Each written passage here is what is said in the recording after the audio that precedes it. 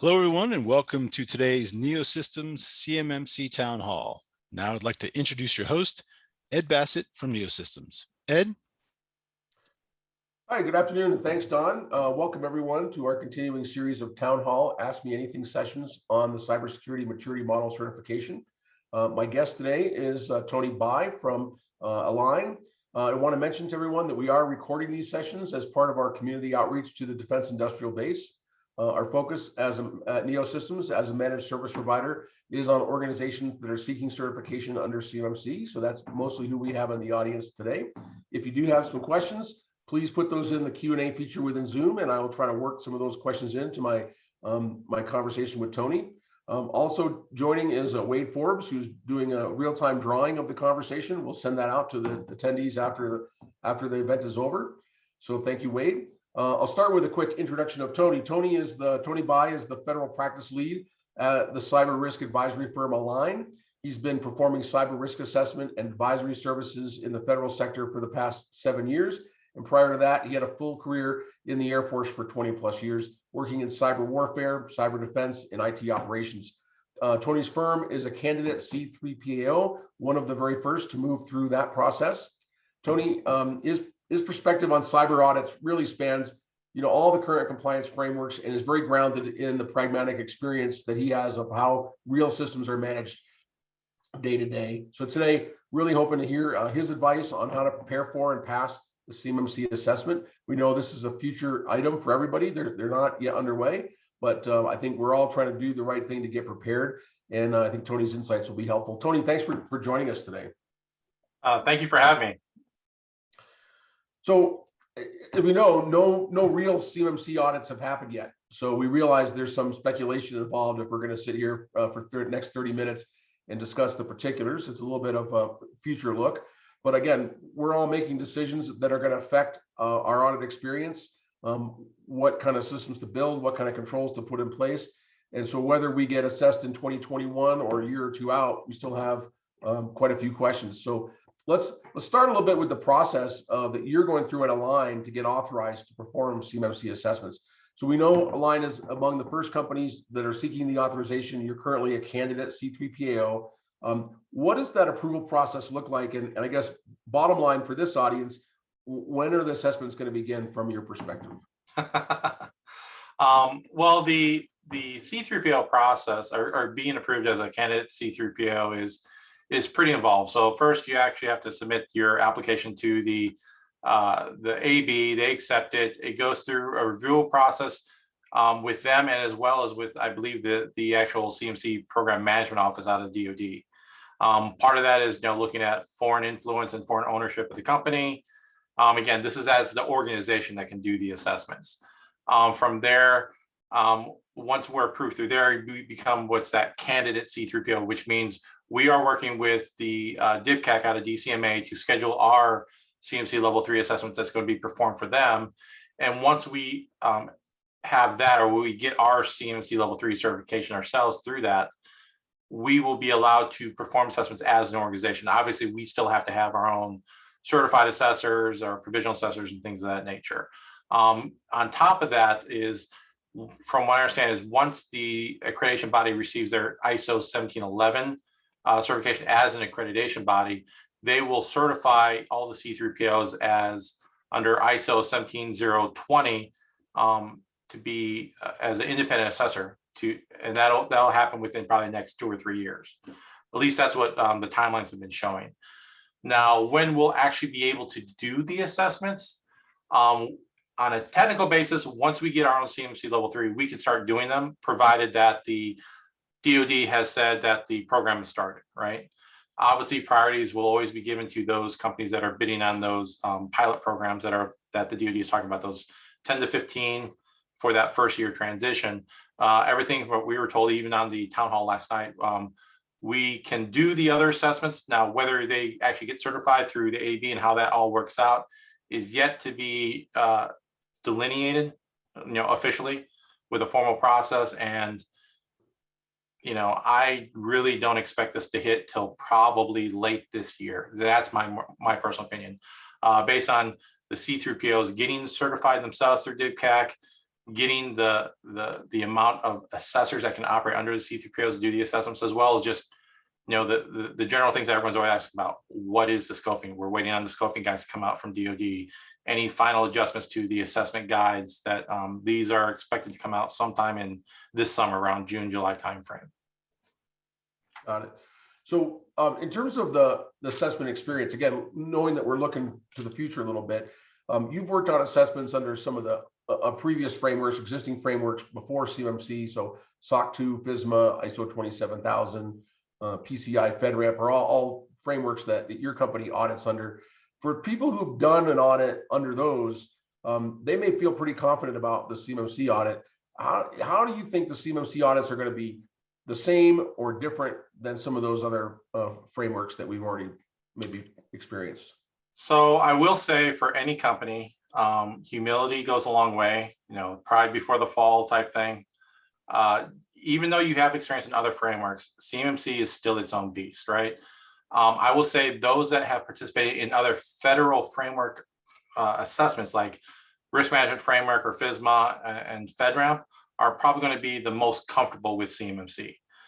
Those that are doing like SOC 2s or ISO 27001 or PCI, they're going to have adjustment. It's more about a culture adjustment, right? So remember, this is being reviewed by, at the end of the day, government personnel. It's a very, I guess you'd say, prescriptive framework where they actually outline a lot of the assessment standards that are a little bit less, or a little bit more vague in some of the other commercial frameworks. Not saying that the commercial frameworks are worse or anything like that. It's just more of, it's a different mindset with the federal. Also, too, I would say, you know, federal government officials tend to expect to see things in a certain way. And it's a matter of developing your control statements, your implementation statements, and everything else to ensure that it makes sense to what they're expecting to see, and in terms and understanding of what they know of or what they're familiar with, right? I would say like SOC 2, ISO 27001, you're going to have a harder time more on the scoping of the various aspects, because a lot of those are self-defined by the organization, where this is an outside definition of what scoping is supposed to entail, coming from the federal government, from the DoD, right? So those I think are going to be the biggest difference I see between one and the other. The nice thing too is if you've done the FISMA or FedRAMP, they're based on NIST Special Publication NR 53 controls, which are the basis of where the CMMC practices come from, since, you know, people can see the relationship from 853 to 171 to CMMC, right?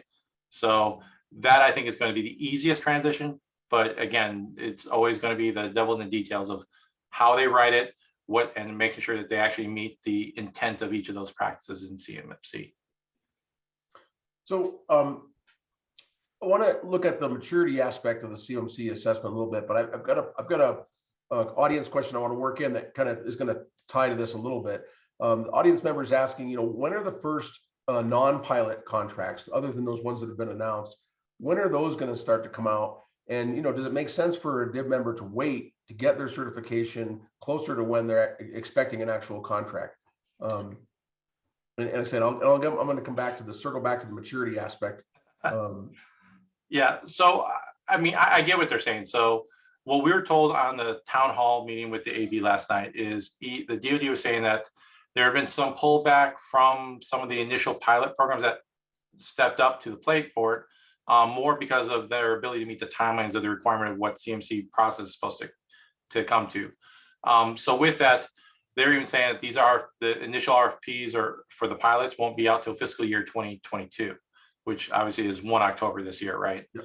I got a feeling probably won't be the first quarter of the fiscal year, maybe towards the end of it or something like that. Again, personal opinion on that. Whether companies wait until they actually have a contract, that really comes down to is how well you think you're prepared for the CMC framework and meeting all those practices. Remember, it's 100% compliance right now. Open POEM items aren't allowed for you to get your certification. How long would it take you to fix any open findings right now? And then also too, it comes down to those logistics of maybe it's a short-term RFP that comes out and you don't have the typical 6-7 months with the source selection and everything else, because you have to have that certification by the time it's awarded. Otherwise, you don't get awarded the contract.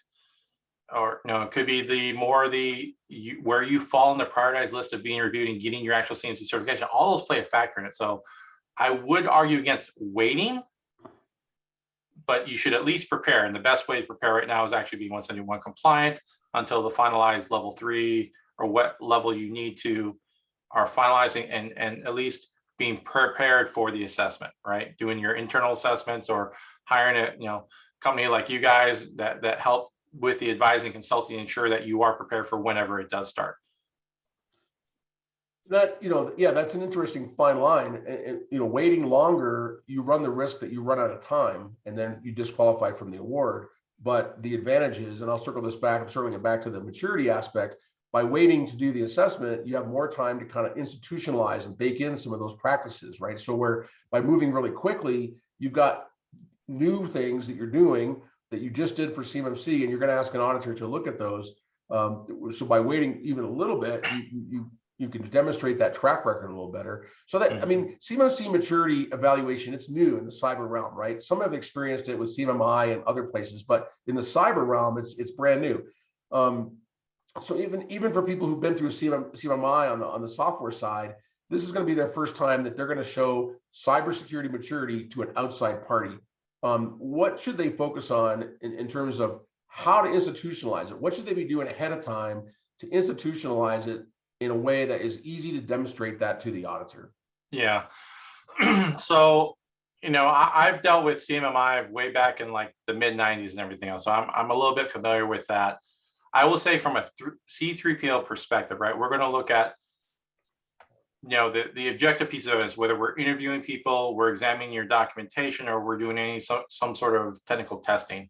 Obviously, I think the first two are going to play more in line with how to evaluate the maturity. Maturity comes with over a period of time. There's no way around it. And what I'm going to look for is that demonstration of proof that you practice what you preach, that you do what you say you do in your documentation. So what I'm going to look for is reviewing that, interviewing your people. It sounds like they've been doing it. How long have you been doing it?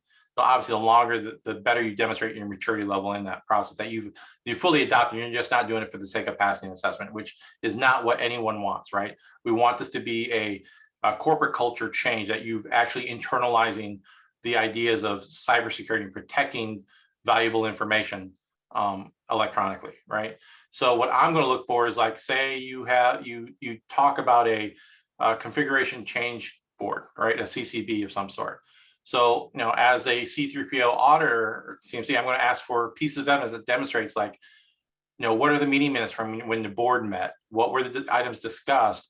What was the review process? Where did you approve it? How did you approve it? What was the follow through? And all that should be outlined within the policies and procedures that demonstrate your maturity of implementing those controls. That's the type of thing that, me personally, as an assessor, what I would ask for and look for. So, audience question along those lines about how to be prepared so that the artifacts, the interviews, et cetera, are all ready to go. And the audience members' comment is, we want to make sure we make it easier and fast for the auditors, because this is going to be a big interruption for our company. We want you in and out fast. So I think on the one hand, yes, the audit should be a formality, right? If you really have institutionalized these things, it should be a matter of the auditor comes in, you show them what you do, and the auditor says, looks great. And so some of that is having the things ready, but it's also the fact of having these things actually in operation. So in other words, that the audit could happen any day. Wouldn't matter. You see the same thing anytime you happen to show up. So what's your reaction to that? In and out fast. If you can do that, it'll make our lives easier, right? I mean, it's not only an advantage to the company because it's minimal interruption, but it makes the process go quicker, right? And it eases our job, instead of having to, for lack of a better term, handhold the company and say, we need this piece of evidence. Well, where is it? Well, typically it's this type of evidence that we look for, or typically most companies have this somewhere else, right? It's going to be a demonstration of the company understanding their own program, where they store the evidence, where those artifacts are as part of that process, because they should be storing it, right? They should be keeping records. That's all we're asking. We're not going to be asking for things that are created specifically for the assessment, or if we do, it's going to be things of like, what's your control implementation, what's applicable, what's not applicable. But those are things, honestly, you should have as part of your program to understand where you are meeting all your regulatory requirements like CMMC type things, as well as just understanding what controls you have in place to protect your information. So for audience members for contractors like our audience member who want to be, well prepared, right? Mm-hmm. Thinking about the independence restrictions on the C3PAO. So you mentioned just now, that, you might say, hey, well, this is where you might find that evidence. Like you could suggest the kind of evidence you want to see, but you really can't go too much beyond that with independence restrictions. And there's a limited time. So, my understanding is that during the audit, you could have up to a 60-day period if some evidence is missing to allow the contractor to go create or round up that evidence at your discretion. So this is a pretty limited amount of ability that you have. So if people want to be prepared, what knowledge and experience do they need on their side in order to be successful? And I guess, would you think, most folks could adequately prepare for that? Or would it make sense to engage specialists, that people that are not bound by the independence constraints to come in and help with some of that preparation? So I'll say my personal opinion, especially with federal, is the fact that companies aren't in the business of understanding federal cybersecurity requirements, unless you're like a cybersecurity company, right? And that's where you deal with. Their jobs are to provide the specific capability or services they offer that is of value to the DoD. It's not meeting CMC requirements or FedRAMP or FISMA or what have you. So I've always been a big proponent of why try to build that in-house knowledge? Why not bring in that person that's their job, that's their living, right? Now, I was always told if you don't do it for a living, you should hire someone that does, right? Just saves you money, time, and effort down the line. So I'm a big proponent of using consultants or advisors. Now, granted, that means that you have to properly vet them and understand their experience and what they can do to meet your needs. But I do think it can pay off in dividends, right? At least until you build that in-house knowledge, right? That as you have your PM work and they become more familiar working with a consultant, saying after 2 or 3 cycles, they can go it on their own. It's completely up to that company. From my understanding, it's not 60 days. I think they actually expanded out to 90 days right now. At least that's per the info cycle on the AB, right? And I've asked this question myself, but that works well for the technical type controls. But this, I think, would place an even greater emphasis to make sure that if you're going for CMC level 2 or above with the maturity requirements, you have that settled, because I don't see how you can address an open finding when it comes to you lack the maturity level of implementing these controls within a 90-day time frame. Or if you look at it from a practical aspect, we finish the assignment, the assessment, we identify the practices that an OSC has to remediate, right? Is 90 days enough? They will have to take out those 90 days, enough time to develop whatever maturity level aspect they have to build and then implement it. And so you might only be getting a month or two. And is that enough to demonstrate maturity to mitigate that type of finding?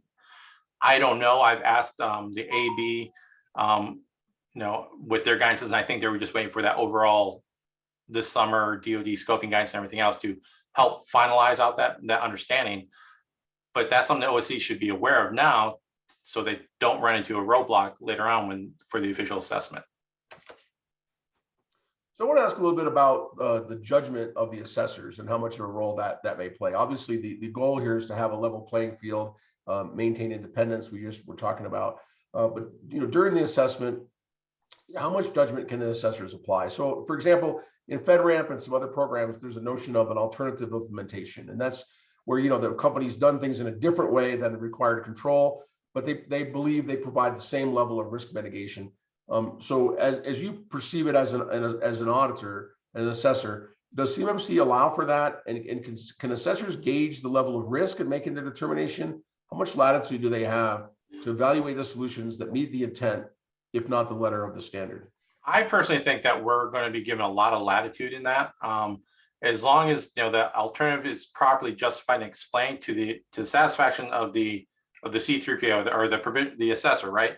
And then C3PO is the ones, as an organization, we're going to look back and say, yeah, we agree, or can you ask for more clarification during our QA process, ensure that everything is being met according to CMC. And at the end of the day too, we're always going to, as a C3PO, be reaching back to the government saying, hey, they're not meeting it as outlined, specifically outlined in the assessment guide, but we feel that they do meet the intent of the control, and here's why, and this is what they told us, and we agree with it, right?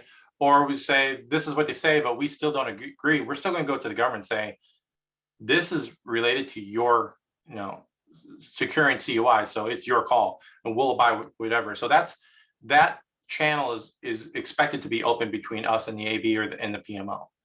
So this was never going to be done in a vacuum, right?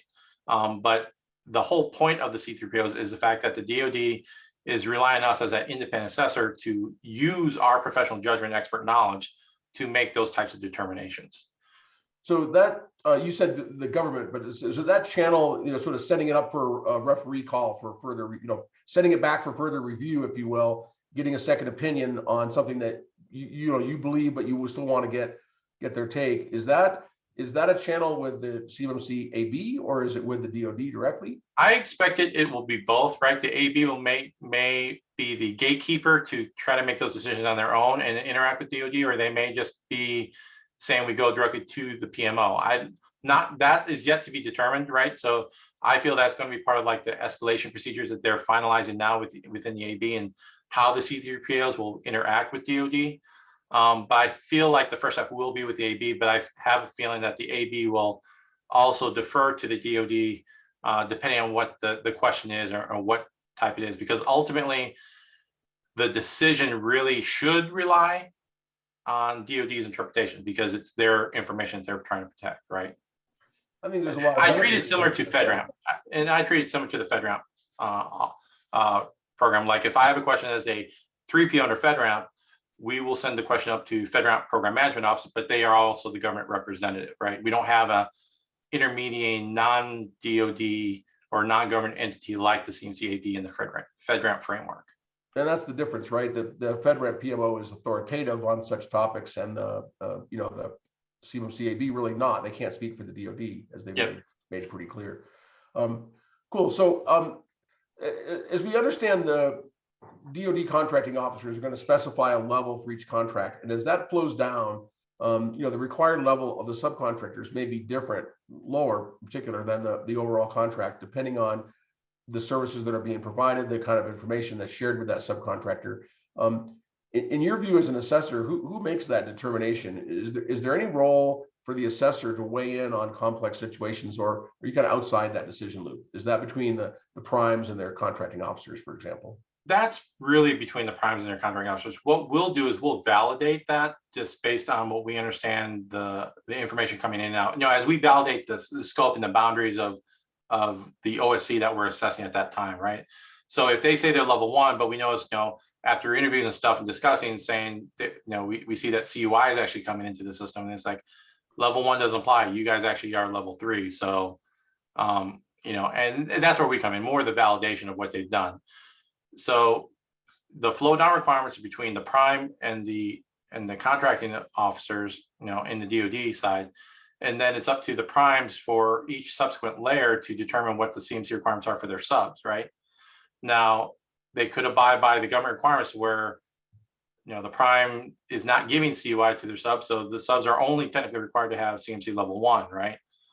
But it's still at the prerogative of the prime to say, well, I want all my subs to be level 3, whether you're using CUI or not. So, that becomes more of a B2B business relationship to be worked out. Gotcha. And I think kind of along those same lines, for companies where they've made a decision at the company level to be level 3, they may still have some systems that are not within that scope. They may be out of scope. So we're seeing a lot of companies that are looking to isolate CUI and even maybe the FCI onto a subset of their systems. Is it accurate to say that CMMC will not impose any requirements on the out of scope systems, those systems that don't contain CUI or FCI?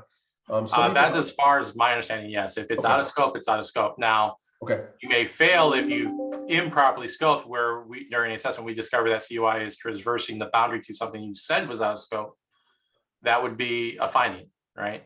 So when you're looking at validation of that, how are you validating that? So the company says, okay, these systems are level 3. That's where my CUI is.